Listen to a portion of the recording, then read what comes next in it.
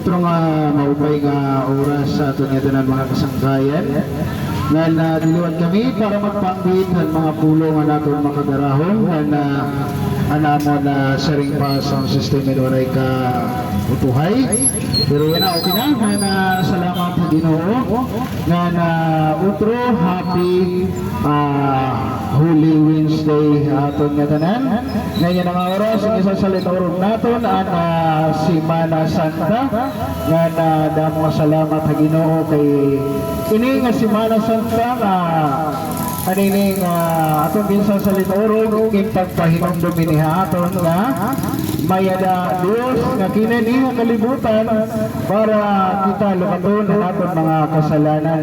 Salit iyay gyud na amo iya gyud padara aniya kausa-usa nga anak para kung hinuman ang tumuo diri pagsurutan kundi tagad ing kinabuhi nga waray katapusan. So ganun po ang aton Dios kamahigugmaon. Ganon po ang aton Dios kamasaring pa diri kita niya nga ngalimtan. Kabisan haluyuan aton na kamakasasala pero ang Dios sa naghimong paagi na kita nga tanan na mahiraning at tuhaya. So itong decision sangkay indiri ito ada ito nimo aniyaw dire dating mo sangkay dire dating mo sulod ito mo panimalay. So it decision itong sangkay inada mismo hay mo anamon paggali diri pag pakilala hindi mga tuluhan maraman kita nga usalat aton Dios usalat aton Ginoo ngan maliban it aton Dios nga may anak kan Espiritu Santo nagod naton iba nga dapat kilala na Dios kundi amo lain nga namo ini tamo nagpapakilala iyon ang mga oras siring namo kasi ko kanina dira ko ani para magpakilala ito namon relihiyon ani kami nga na para ipakilala kung nino Kristo atong mga kinabuhi so danay marang kita yun ang mga oras ang kadadamot mga politician nga nagpapakilala hingga dadamot mga politician na nasa rin ang makidiyos, kadadamot mga saan na aton yan ay babatian. Pero hakamaturan ang aton gudla Diyos inaamula ito nagtutuman ito niya mga saan. Maliban na iya, waray na iba nga dapat naton tapuran. Kaya itong saan, itong tao, tugtugla ito niyaw-yaw. Waray danay nakikita ang mga kamaturan. So ani kami, papalikon ko para pakilala ang aton buhay nga Diyos. So saan ako kumantuin na aton na pag-iistoryahan, may dako babasahon na iyo nga sa nga istorya ang Biblia. Mahiunong hinusa ka usang pamilya nga may daniya mga duduha nga anak. Duduha nga kalalakinan nga anak nga hina usa nga amay. Amay yan ang ating pag-iistoryahan. Amot akong babasahon. Nasa rin Lucas chapter 15 verse 11. Ang dalawang anak. Amin at ating istorya nga pag ipapaambit ko hayo yan ang kaurason. So sinabi pa ni Jesus may isang tao na may dalawang anak na lalaki. Sinabi sa kanya ng bunso, Ama, ibigay na po ninyo sa akin ang mamanahin ko at hinati nga ng ama ang kanyang ari-arian. Pagkalipas ng ilang araw, ipinagbili ng bunso ang kanyang bahagi at nagpunta sa malayong lupain. Nilusay niya roon sa mga bisyo ang lahat niyang kayamanan. Nang maubos na ito, nagkaroon ng matinding tagutom sa lupain iyon. Kaya nagsimula siyang naghirap. Namasukan siya sa isang tagaroon at siya ay pinagtrabaho nito sa isang babuyan.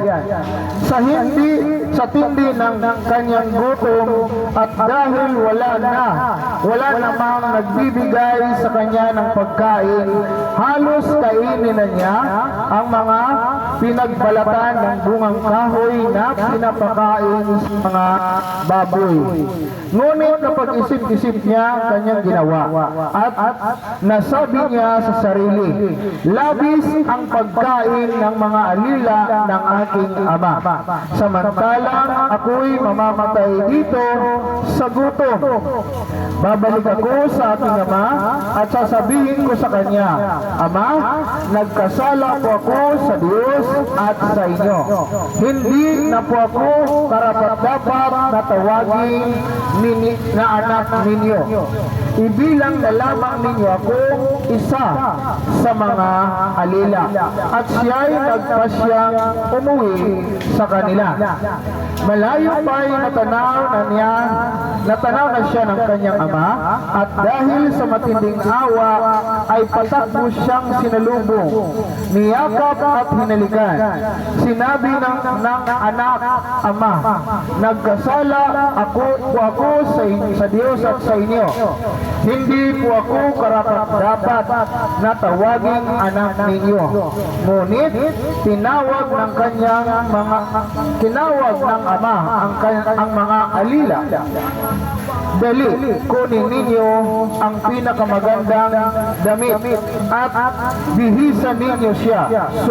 Suotan ninyo siya ng singsing at ng sandalias. Katayin ninyo ang pinatabang buya at tayo'y kumain at magdiwang, sapagkat ang anak kong ito ay namatay na, ngunit siya ay nabuhay. Nawala ngunit muling natagpuan, at sila ay nagdiwang. Mga kabutuhan, kung ikitao nato ng istorya, nagpapakita ini na duha hinusa ka tao nga maupay niya kabutangan, nakatuyan kahuraan, hurayan pagkaon, waray niya trabaho, nakatuya sulod ang palasyo, nga sa katlaw nagdesisyon niya na kumadtuhin na sulod sa nga lugar para maglugarin na iya kalugaringon. Nga niya may dara kay buutan, inwaray na iya ipagkait, aniya ginaaro. Iya ginatuma, aniya kayamanan, nga niginhata gini, katunga, nga tuhan na pudong anak. Nang pag-abot ang panahon, lumakakini nga bata, kinagtuhin harayo nga lugar. Nandito, ginlustay niya, aniya kayamanan nga dara. Iya iging palit, iya iging bisyo, iya nga tanan ginamit haniya karuyag. Waray ha iya nakapubong tungod kay iya man la kausa. So dito, damo aniya kasangkayan, damo niya makilala, kumbaga ginhahanga diya, tatao diya, sampang damo pa aniya warta. So hinabot ang panahon nga itong lugar, inabat hin makuri. Nagkagutom at tumalugar. Nga nawa madagit istorya, ini nga tao, ani darang kwarta, naubos na. Waray na naisalin, waray na bisang pera. Nga tanan nga kwarta, ginwaldas, waray na naisalin.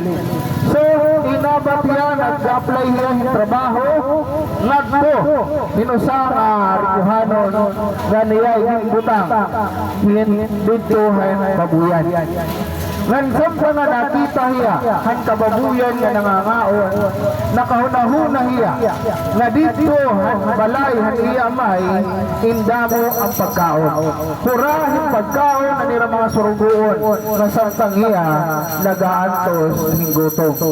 Ngayon mo ang panahon na iya pakaunahuna, na-realize hiya kalugaringon, kaya na madiri ako bumalik, ngadto hiton akong amay. Ngan mangaro hipasaylo ngadto hiya. Ngan siyaw ko na ako amay, nga may nakasala ko haimo, nakasala ko Dios ngan haimo. Ngan diri na ako karapat dapat pa makilayon nga imo anak. Kilala na lang ko nga isip usahan imo mga surugoon. Mga kabugtuan na atong kinabuhi, danay naabot itong panahon. samtang ada kita itong kahurahan, samtang magupay ito atong mga lawas, nung ka kita nga sumulod ito atong simbahan. Nung ka kita nga tumawag ha Dios, nung ka kita nga sumangpit ha Dios, kung ada kita itong kahurahan. Pero pag-abot itong panahon, nga ito na atong lawas pagkukuri, ito na atong lawas may inaabat, ito atong oray na natin pwede katuan, danay, nagiging last choice natin, ang atong Diyos. Kung atong kinabuhi, mga day kita kahurahan, maada kita ha kawarayan, dapat i-priority natin, it atong Diyos sa atong mga kinabuhi. Nabisan nga ni haluyuhin sa ato ang makasasala. Ang Diyos inkinani kalibutan para talwason kita. Hiki ang Diyos na mahaw inkinanhi. Kay waray ha atong usa makaangayan na mamatay para matalwas ang kasalanan ng katawhan. Kundi darahan gugmahan Diyos, darahan gugmahan atong amay. Kaya yung padarahan niya ka sa usang anak para ang hinuman nga tumuo diri pagsirutan kundi tagad na kinabuhi nga waray katapusan. Kabuktuan na ni kami para iwali Kristo nga namatay ha krus. Si Kristo nga nagpasan ha krus. Si Kristo nga namatay ginlubong ug kay katulog adlaw hiya inabanhaw. Sugan ang istorya kanina, waray pinipili ang atong Diyos. Waray ang pinipili ano man imong kabutangan, ano man imong hitsura, gaano pa man ka makasasalahan Diyos, basta mag-surrender ka at tuhaiya, basta isuhalan mo imong kalugaringon, diri ang Diyos nagpipili. Mahal ang Diyos ang ngatanan. Sugad ang amay nga tinapuhan niya na, waray namin sumpati, waray namin panumbuyan niya na, anong siringan anak amay nga tuwan iya na, nagsiringan amay nga halasigi, baduin niyo, sing-singin niyo, nga pag-ihaw kamuhing kabakahan, kay magsasalin urong kita para pagbalik hanakon na. Kabuktuan, bisan usama, makasasala, nabalik ha Ginoo, gintatagan ang Diyos in chance. Gintatagan ang Diyos in chance na magbagbago. Kabuktuan, sugad maliwat ako hanuna akong kinabuhi. Diri ako perfecto matao. Diri ako, bisan nga ni pagsugad ini, diri ko ini karuya. Pero kay daragin bagpo ako ang Diyos. Talagang ang Diyos na mahigugmaon. Bisan naluyuhan akong kabisyoso. Bisan naluyuhan akong kaparaino. Bisan naluyo mawaray ko si Rosimba. Bisan naluyo mahugador ako. Bisan naluyo mag-inintri ako magkadaradilain ng mga bisyo. Pero kinarawat gihapon ako ang Diyos. Diri nga ni ako dapat ini susugat tungod kaya udonon ako. Pero nasa ring ni Pablo, Roma chapter 10 verse 17. Roma chapter 1 verse 16. Na diri ko ang ay kawod ang pulong ang Diyos. Diri ko ang ay kawod ang Diyos na naghatag haakon himbag ko makinabuhi. Ang Diyos na naghatag haakon himbag ko mapaglaon. Sanggay kung kikitaan mo na akong kinabuhi, kung kinita ka man haakon ano nga parainom pa ako. Harosan ako naging susulot baganhin trapo. Darahan mulok adlaw sa kasimana nga waray liwan-liwan. Darahan sa kasimana nga waray hunong ipag-ininom.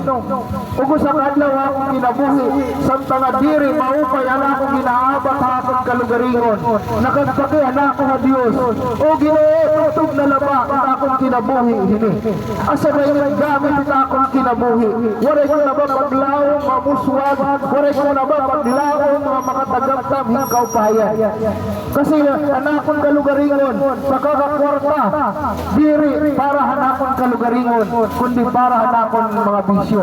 Pero di na nga nakilala ko ang Diyos sa akong kinabuhi, hinay-hinay diri man hiyatigda pero hinay-hinay ang Diyos nagpatunay kung hinuhiya nga Diyos nga namuliwan din akong iginwawali hayo nga tanan mga kabugtuhan.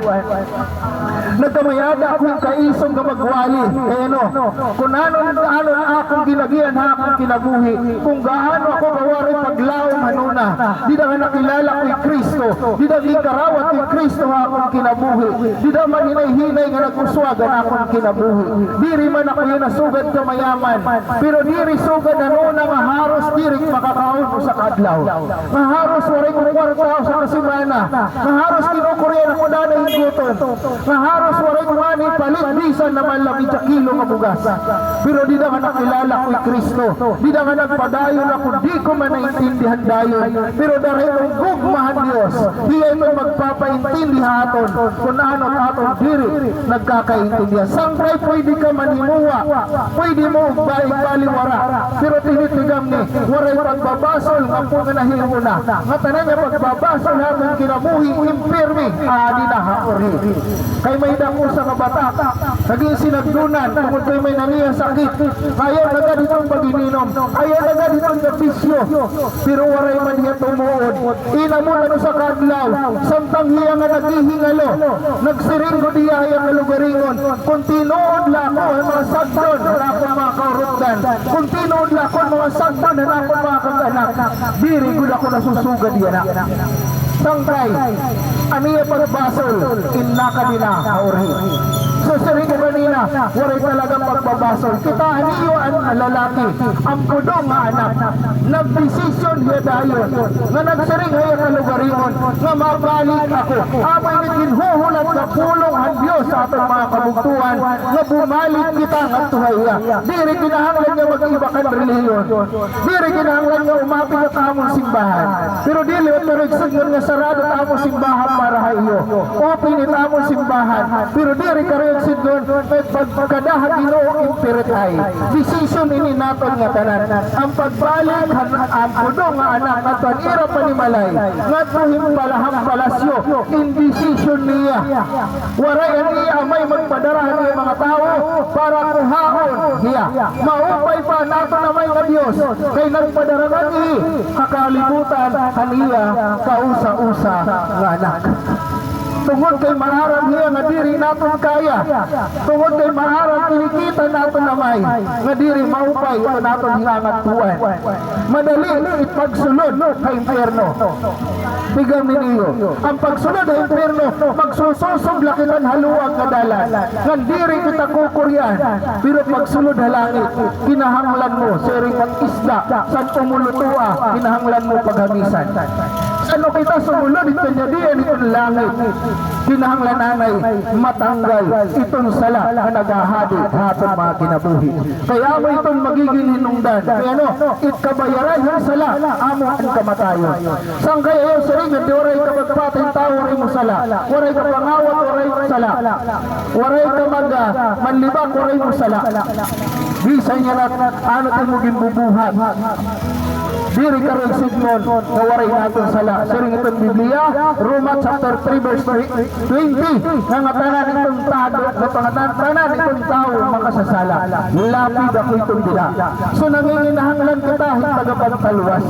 Nasa rin Roma chapter 6 verse 23, nang kabayaran ng sala, amo ang kamatayon. Kamatayon, mapaghimulan na aton Diyos. Kasangkay, ang kamatayon din nakalibutan. Doon ay